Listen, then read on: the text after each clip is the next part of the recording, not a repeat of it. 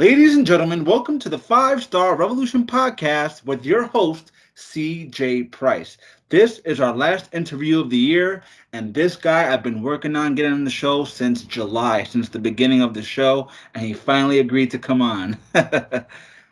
Tonight we have a very special guest. His name is Dave Cole. How you doing tonight, sir? Doing wonderful, man. Thank you for your patience on getting me on, and it's been a long year, but I'm glad I'm finally here.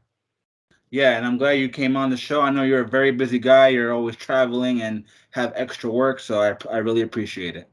Yeah, happy to chat. I got a lot to say. All right, so Mr. Cole, let's start from the beginning here. I always ask this question to every wrestler that comes on my show. Were you a fan of wrestling growing up? And if so, who were your favorites? Growing up, I have like such a vivid memory of seeing Macho Man on TV, and I think that was like when I was really young to even like understand what it was when I saw it. But the first like real true hero of mine in wrestling was Bret Hart. Around like 8 or 9 years old, that's when like I really started like understanding what wrestling was and um, just what it was all about. And Bret Hart was, I don't know what drew me to him. I think I just liked his style. He just seemed, confident and skilled and athletic, and uh, yeah, Bret was and maybe still is like my favorite of all time. Well, Bret Hart is one of the best wrestlers out there for sure. He's a legend, and that's a great choice, my friend. I used to follow Bret Hart as a little kid as well, with the pink tights and doing this with the glasses. It was awesome. Going through some old pictures at my parents' house, and I went to WrestleMania 11 in Hartford, um, and they had like the fake locker room set up, and there's a picture of me standing in front of Bret Hart's locker, and I was like, it's crazy to think about that moment, and then like 11 years later, my first gear I ever wore was pink, in honor of Bret. So just that circle of life came around, and it's cool. I never got to meet Bret, but I was gonna ask you that since you've been on the Indies for so long, have you met Brett at any other shows? no, not even like at a signing or anything. I don't know. It just never happened. And he's getting older, and I'd love to meet him one day and just like tell him how much his life has meant to me. You know. So as you got older, how did you get into professional wrestling school, and how did you find out about professional wrestling school in your area? Um. So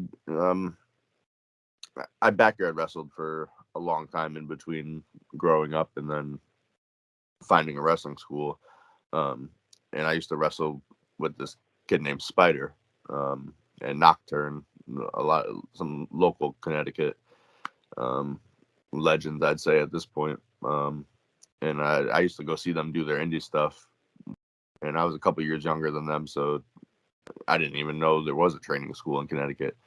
And I remember going to West Haven, um, and they had wrestling there. It was like a beach festival or something, and I saw the number on the side, and I was like, it sparked something in me to talk to them about it, and then they told me all about it. And yeah, USA Pro Wrestling School in West Haven. That's where I trained, and uh, I started college the same year I started wrestling school, so I was doing both of those at the same time. But it was good. I'm so glad I got trained and figured out how to do it right. You know. So when you went to wrestling school for the first few weeks, would you imagine that would hurt as much? And what were your expectations in the beginning? I don't know. It's like I had been backyarding for so long that I thought like I knew how to wrestle, and I think it was good because it got me used to the pain. But the ring we trained in was like a boxing ring, and it hurt. It hurt bad. I went with a buddy who I backyarded with, and he ended up quitting just because his body couldn't take it. He was a smaller dude, and he was really good. He was a high flyer, like he was doing shooting stars before anybody. Um, but he just couldn't. His body just couldn't handle it, and yeah, I mean wrestling's tough. It's like it, it's tough. It's never easy. Even coming back this year, I'm 36 now, and it's like my body feels it more than it used to. So it's like got to take care of our bodies in wrestling. So, what do you say to those people that think wrestling is fake? Uh, it's like I understand that. I just think that's the wrong word. It's like there's better words if you want to look at the scripted aspects of it, or the working together in the match. It's like fake's the wrong word because the countless concussions I've had, the broken leg I've had, that all says it's not fake. It's like I got the scars to prove it. So I think that's just over the years it's a word to use for wrestling, but I think there's better words to use to describe that aspect of it. I absolutely agree, man. I used to wrestle on the indie scene myself in my area, and let me tell you, wrestling is not fake. I Yeah, still feel it to this day, and I've been retired for 2 years.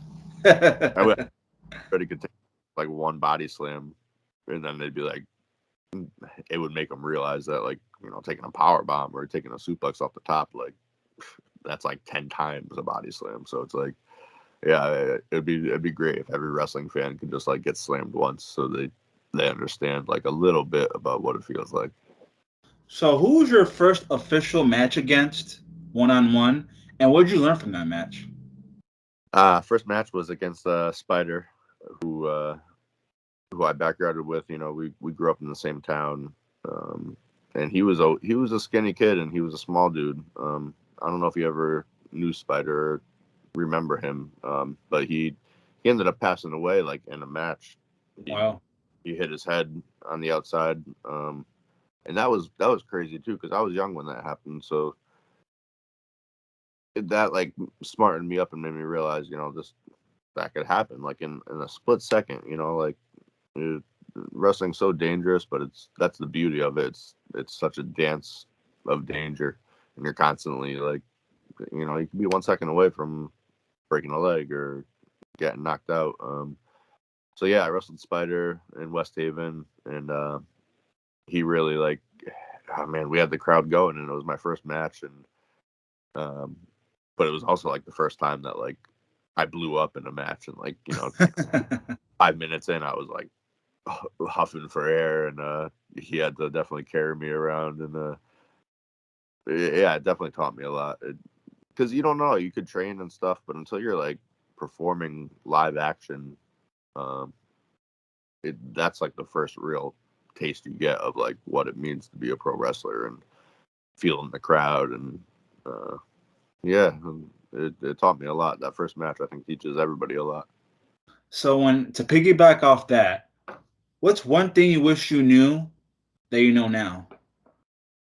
Um, Something that was taught to me that I didn't really take to heart at the time was like my trainer. He told me, he's like, you got a bump card, and it's like kind of like a subway card where every time you take a bump, you punch a hole, and once that card's out, it's like your body eventually is gonna reach a limit where like it's gonna break. So it's like, um, and it's something I tell younger kids now. It's like when you're young, you're going out, you're not thinking about that. You're doing this crazy stuff. You're taking crazy moves, getting dropped on your head, and you could deal with it when you're younger, but it's all like adding up. Like every bump you take is just like piling on top of each other. So it's like I wish I was smarter about how I worked my matches, and just was safer and used maybe smart sequences instead of taking a crazy bump or something to get a reaction. And that's something you just don't know until you really are wrestling for years and years, and just realize that you got to work smarter, not harder. I totally agree with you, man, because I've seen your work at Beyond Wrestling and other wrestling companies, and you go all out all the freaking time. So I can imagine your body must hurt every day. Yeah, I don't wrestle as much anymore now that I'm a little bit older. I've been trying to a lot this year, but I mean, the past couple of years have been hard for everybody with COVID and everything. Um, it's been hard wrestling consistently. So like this year, I only had 5 matches, I think, but each one I I left with an injury. I hate to say it, but like I fractured a rib, fractured my other rib. I messed up my elbow real bad the last match I had. So it's like that's taught me even more to I got to take care of myself. I got to be smarter, which is a good thing to like eventually learn, because then you build your matches and your character, and character becomes more important. And you learn how to like use little things to get the crowd behind you or in your hand, instead of just doing cool moves and you know. Um, so yeah, just the body. We only got one body. We only got one brain. So it's like we just got to take care of it. Absolutely, man. So to piggyback off what you're saying about character and stuff, do you mind explaining to our listeners who don't know who you are, who Dave Cole is? Sure. Um, I mean, at this stage of my career, I go by the psychedelic warrior, Dave Cole, and that's kind of like just me turned up to 11. I love kind of like the jam band scene of music and like the tie dye and just the eccentric, yeah, almost like hippie character. And that I've developed that over the years. It took me a long time to really understand like who I was as a wrestler and what my character was as a wrestler. For a while, I was just trying to be almost like a Bret Hart with like just like a technical wrestler, and like that was my character. But I needed something else. I needed like the tie dye and the movements that I do, and just like the craziness that I can get to if I need to at certain points. And at one point before that, I was teaming with this guy Jay Busta, um, and he taught me a lot. And we were the Canadian superstars for many years. And I played a Canadian, even though I'm not Canadian at all. Um, but that was fun too, because it taught me how to be a heel. And Jay Busta is somebody who he really taught me a lot in wrestling. He brought me around when I was too young to even be traveling, or getting bookings, and he got me those bookings. He teamed with me and told people I was good enough, even if I wasn't. Um, yeah, I owe a lot to Jay Busta. It goes Lockwood now, if anybody wants to look that up. Yeah. So this is the portion of the podcast where I challenge the wrestler, if you can, to shoot a promo for me in character for like 30 seconds on anything you want. You think you could do it? I'll do my best. I mean, I have my tie dye on, and then I'm in my mother's bedroom. But yeah. So let's see. Right now, you're looking at Dave Cole, the psychedelic warrior, and it's been a long time coming. It's been a long time coming since we've connected, and right now we're connecting. I'm diving deep into your soul. And Dave Cole is here, and Dave Cole is here to stay, and Dave Cole will be here for years to come, even beyond when my body gives up. Dave Cole, the psychedelic warrior, will always be in your soul. I love that, man. Thanks for doing that. I appreciate it. So you spoke about being a heel, being a face. What's your favorite thing to do and why? As far as like being a heel or a face, Yep. uh, I like being a heel, um, just because in my daily life, I try to be a very loving person. I try to be a very caring and giving person. So it's just not in my normal character to be angry and be vicious towards people. And like it sounds weird, but like yelling at like little kids and getting them all worked up, like that's so much fun. Just like they they get into it, and they're still convinced that this is like a reality. As we grow older, we understand the ins and outs of wrestling in a different way, and it's harder to pull adults in sometimes and convince them that you're really an evil guy.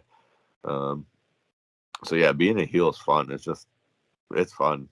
I like it because it lets me vent that anger maybe that I keep inside sometimes, and uh, yeah, lets me act out. Being a heel is so much fun to piss people off, to make them boo you. But I've said this before on the podcast.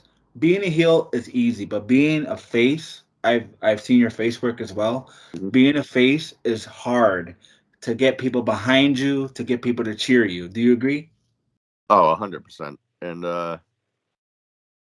I've been wrestling for almost 15 years now. I took a couple of years off, but I've been in the business for a long time. So I've been lucky enough, like in the New England area at least, to earn the respect of a lot of people and a lot of fans. So being a face around this area is a lot easier because people know me, people know the work I've put in, the dedication I've put in. Um, like this year in particular, I was just talking about it last night. For Beyond Wrestling, I got to wrestle Lee Moriarty and Wheeler Yuta. And those were two guys that was like my main goal during my comeback was to wrestle these two guys. And I didn't know it would be in the same match, but um, I came home to Worcester, and the love I felt that night from the crowd and my friends who I haven't seen in so long was like, it was definitely one of my favorite nights of the year. And like, just there was loving energy in the air. Um, so being a face that night was real easy because I didn't really have to do much because people already had that love for me, and that, so I do love being a face too. Um, there's different dynamics to each. So depending on the area of being a face, I might enjoy more, but I could go anywhere and I know how to piss people off.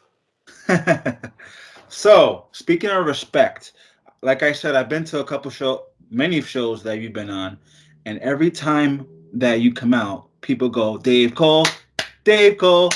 Where did that come from, and how do you feel when people do that? Um, it's such a weird thing because I don't even remember exactly how it started. I want to say it was like CTWE, um, and it came from like the Kurt Angle, like "you suck," like that, like tempo of chant. But like I don't remember who started doing the Dave Cole. Like it just fit, and then it just kind of became a thing. And nowadays I don't. There's not as many people from that day and age that remember that chant. So now I just get the Dave Cole clap clap, without like almost like the Kurt Angle, "you suck" tempo of it. But yeah, I'm glad you pointed that out and remember that because um, that was like something that organically happened, and it's really cool when that happens in wrestling because I wasn't trying to make it a thing, but it became a thing, and it became something that people attached when I came out. It was like my own little personal chant. Um, yeah, I'm glad you brought that up. I almost forgot about that. Absolutely, man. I remember that from Beyond Wrestling when I used to go to FET, and every time you came out, people were chanting your name, and I loved it. So that's why I brought it up. Fat is such a great venue too. That now that you mentioned that, Beyond just had their first show back at there in a while, Mhm. and they're coming back in February too. And Biff Busick's making his return to Beyond on that day. It's like his first day after his 90-day no compete clause, since he got released. Um, and Biff and Fett, like they go together like peanut butter and jelly. And Biff really became a star at Fett, and I'm gonna try to make it back home for that because it's just a special place, and it became a special place for Beyond. And I was lucky enough to work there many times, and um, wrestling Anthony Stone, main eventing uh, one of the shows in like 2015, December of 2015, I think it was. That was like a really special moment because Beyond brings in big names and great athletes, and they've had Samoa Joe main eventing. They've had just these huge names, and to be able to earn the respect of people enough and earn the respect of Beyond as a company to be able to main event, that was a real special moment that I'll always hold close. I love Beyond Wrestling, man. I used to go to their shows every time at FET. I remember Kevin Owens was there, Young Bucks, Yeah. Proud and Powerful, all those guys. Most of them AEW roster came from Beyond Wrestling. I know, and it's great to see now, like Proud and Powerful. I love those guys. I used to watch them backyard. They used to have like YouTube videos. Yep, 2KW, yep. Yeah, yeah. Yeah, um, so to see like where they're at now, and see them grow through Beyond, like Beyond was really important for them too. Um, and it's just great to see how far they've come and how they look great nowadays. They're in the best shape of their life. They're eventually going to be tag champs. And if they aren't, then something's wrong because they're one of the best tag teams in the world. Um, and AEW is coming around to Bridgeport soon, and I'm hoping to make my way there, either as a participant, maybe if I could work some magic. I don't know. We'll see. Really? There's You nothing got plenty of friends there. that's what I'm saying. It's like I know all these guys. It's like I've earned the respect of Connecticut, so I feel like if I have any chance, maybe it's there. We'll see. Uh, it's in my mind, I have that goal in my mind for next year at least. Maybe they're coming to Utah too, and that's close to me when I'm out in Colorado. So it's in my head, and things have to work out to get to that point. But um, since I came back to wrestling this year, that was one of my main goals is working for AEW. So I'm putting that out into the universe. So that was going to be my next question. You're a great wrestler. You have a great work ethic. You're respected backstage. You're respected by the fans. Thank What took you, or what put you back from uh, trying out for WWE, AEW, Ring of Honor? you. So around like 2014, 2015, I was hitting my stride. I was just like feeling it, and I've done a lot of extra work with WWE, which I've been grateful for. I got to do like security on TV and stuff, which is such a cool experience. And then I broke my leg, and that kind of like really mentally and physically like checked me out for a while. And then I was just like not able to come back. Had been.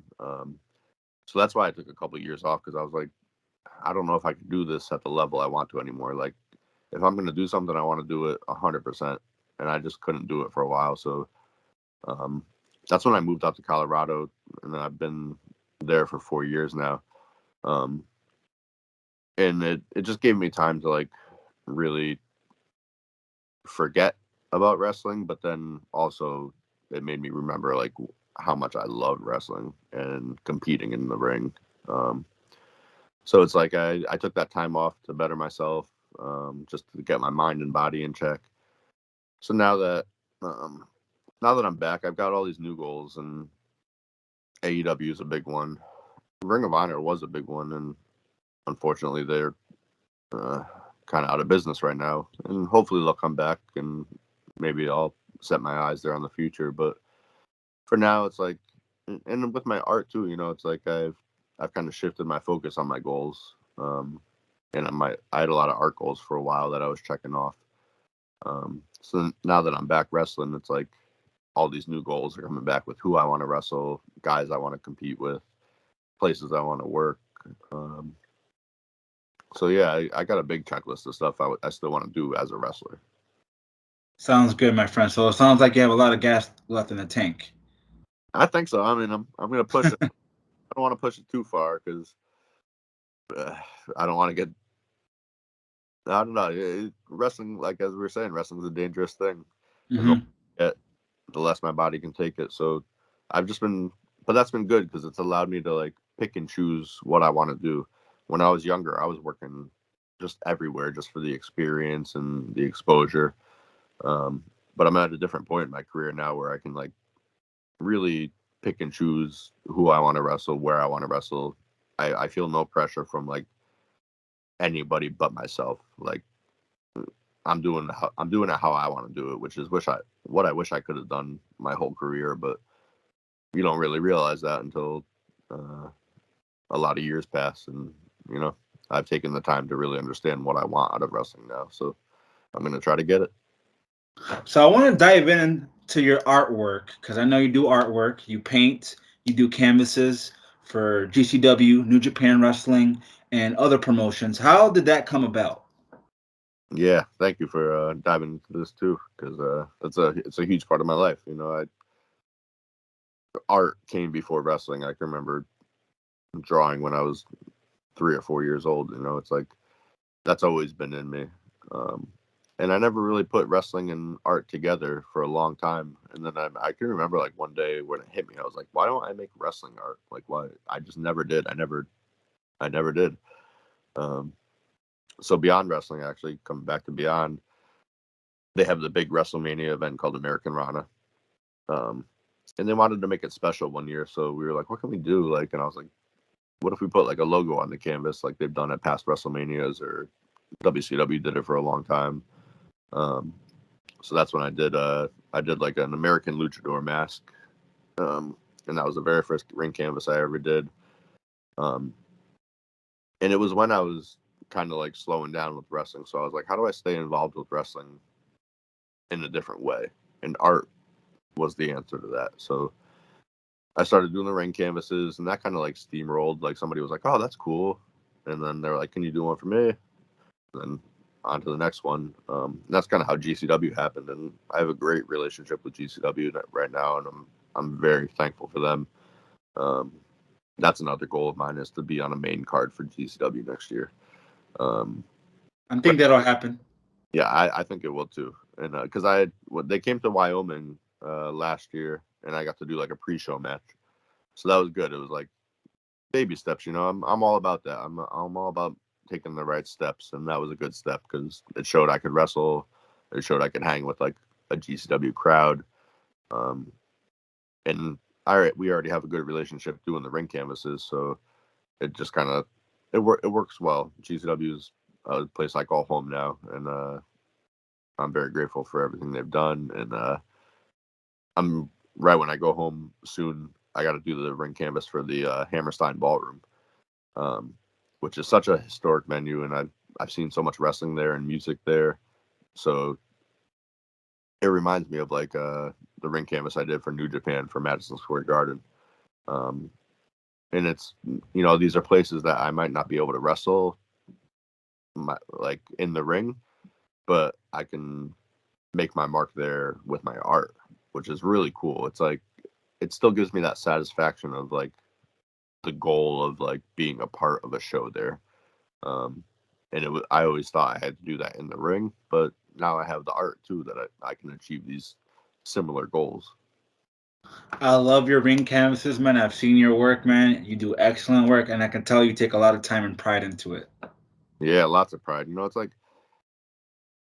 I'm kind of, these companies are giving me their trust, and like these ring canvases aren't cheap, so it's like if I mess it up, it's a waste of money for these people that are putting their trust in me. So it's like, and it's something I've had to learn over the years. Like it's not a normal thing to paint these canvases. So like when I first started doing it, I didn't really know what I was doing. I was just kind of like learning as I go. And now I have a firm grasp of how to paint stuff, how to measure it, the certain types of paint. There's like so many little things that go into it that I've learned through the past 5 years of painting these canvases. And I'm like so confident in my work now. Like back then I was, every canvas I'd get, I'd be like, oh, please don't mess this up. But now I know I won't mess it up because I know what I'm doing. And it's cool. It's cool to have worked towards this confidence that I have now, because it took a long time, and now I feel it, and it's like, give me all you got. Like, and that's how New Japan happened. I started feeling confident, and I knew they were coming to Madison Square Garden. I had been doing the ring canvases for a little while, and I really wanted to reach out to them, but like I was like, there's probably no chance they'll let me do this. You know, it's like, who am I? I'm just some random guy emailing them. And I put it off for a long time. And one morning I woke up and like it just hit me. I was like, just do it. Just email them, because if you don't, you're gonna regret it. And you never know. Like you never know. They could be like, yeah, I've seen your work. Um, and this is such a crazy story. I tell this all the time. So I woke up and I went to write the email.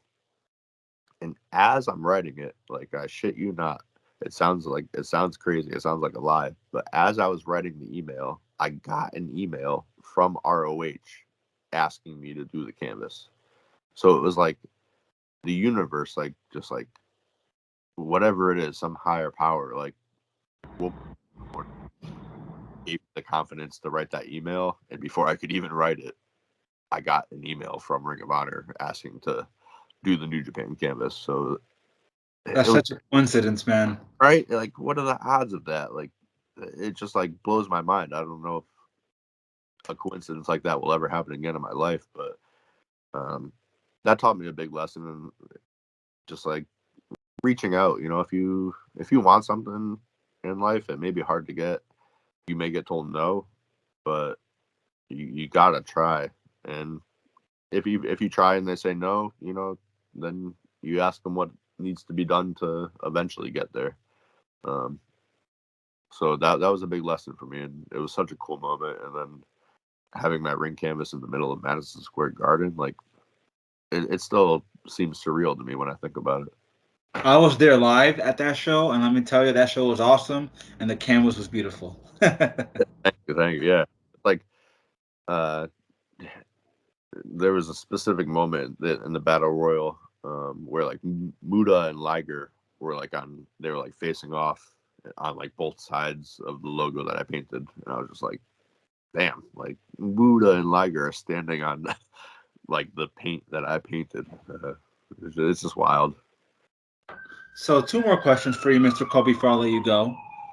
15 years in the business. I know you have at least one funny road story that you can tell us. Yeah, I could think of some that probably shouldn't be told, but you know, that's one of the best things about wrestling is connecting with people and these 13-hour road trips with friends and um, you remember Four Locos, the Yeah. drink, like the original ones. Those would rock you, and they were just like so full of caffeine and alcohol. And coming back, I used to wrestle out in Ohio for a place called Hybrid Wrestling, um, and I was on a road trip with Pinky Sanchez, who he's a wild card without a Four Loco in him. We had just a packed SUV of people, and we had two Four Locos, and it was like a 12-hour ride, and we just drank them like in the ride, and I can just remember like just like we were just being packed into this SUV with five people on Four Locos, and just messing with like toll booth people, and yeah, I won't get too into specifics, but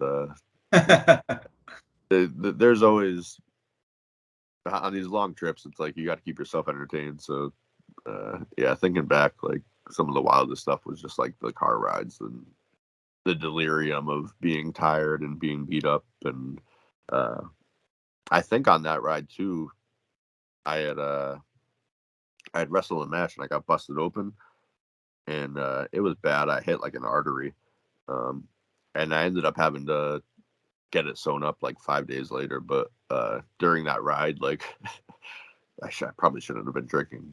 It's just, but like I remember like being in the car and like being all patched up, and then just like feeling like the blood trickle down my face, and I was like, "Am I bleeding?"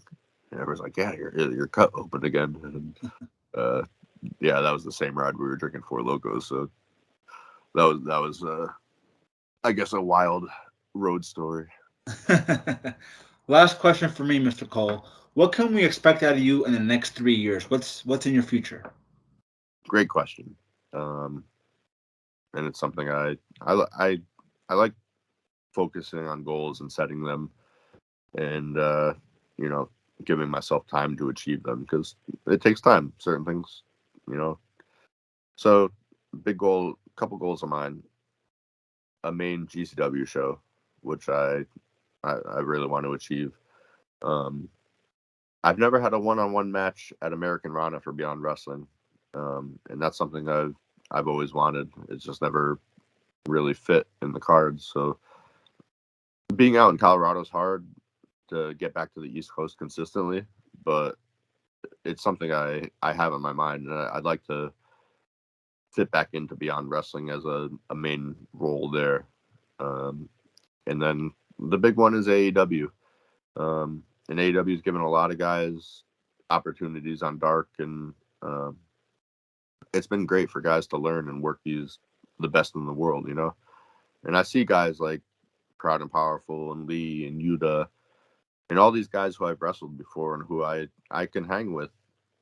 So that tells me I could, if I work hard enough and I show my abilities, that it's possible to get there. And it's a big one, and I'm gonna have to work hard. But that's my big goal for the next 3 years. And I don't know how long I have left in wrestling. As I get older and focus on different aspects of life, it's like I don't know how much my body can take. I don't know how much longer I have in the ring. I don't know how many matches I have left in me. So, yeah, 3 years. If I can make it to AEW, I think I could kind of sit back and be satisfied with what I've done in wrestling. I think you can accomplish this goal, man. GCW, I think, is definite. AEW, I think, is definite. So I see that in your future, my friend. But thank you for that belief in me. It really goes a long way because I have to believe in myself, but I need others to believe in me too. So I really appreciate you saying that. Absolutely, man. So where can our fans follow you? Where can our listeners follow you on social media? Instagram and Twitter, it's Davey Painting, and on Facebook you can find me under Dave Cole too. I like chatting with people. So if anybody's watching this and they're hearing, send me a message if you need art, if you want to talk about wrestling, whatever it may be. And then DaveColeDojo.com, you can find my merch. You could get some prints, some posters, some pins, all my art. So Davey Painting and DaveColeDojo.com. Well, there you go, folks. Follow my friend Dave Cole on social media and go check out his website, DaveColeDojo.com. Thank you so much for joining us here on the 5-Star Revolution podcast. And for you listeners, don't forget, go over to Facebook and join us on Facebook, 5-Star Revolution podcast. Mr. Dave Cole, we wish you the best of luck in your career, sir. Thank you so much for having me on, Siege, and thank you for being patient and getting this together after all this time. I appreciate you. Not a problem, and I appreciate you. And hopefully I'll see you again at Beyond Wrestling someday. You will. All right, man. Take care and have a good night.